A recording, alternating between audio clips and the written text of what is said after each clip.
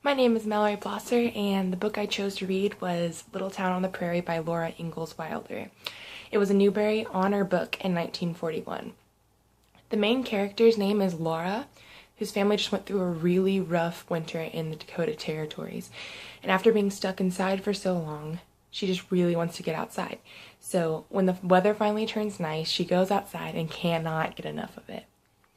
It's a beautiful spring, and she spends most of her time outside helping with farm work for Pa and helping her ma do chores and playing with her sister Mary, who is actually blind. More and more people start moving into the area, and Pa is able to find work as a carpenter, and he gets a ton of business. He finds a job for Laura as a seamstress, which pays 25 cents a day plus dinner. And Laura really wants to stay outside and play in the nice weather with her sister, but she knows she's not able to turn down a job that pays this well.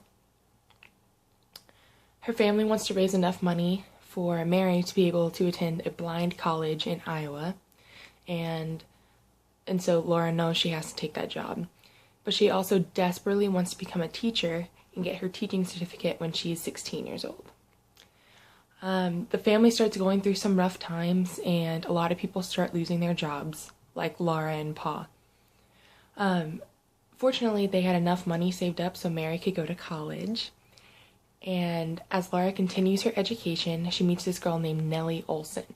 And Nellie Olson is like her arch nemesis. She does everything she can to mess up Laura's plans and to torment her, really.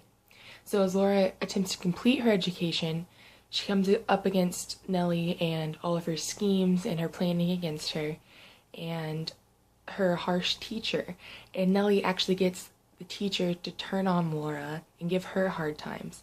And so as Laura's going through all of this, she doesn't know if she'll ever be able to get her teaching certificate. I really like this book. It was a book that I read when I was about in 3rd grade. At my school, and so I think it's easy to read. I enjoyed reading it again now. I found a lot of new things in it. The style of writing is very easy to read, but it's also really entertaining. I don't want to put it down.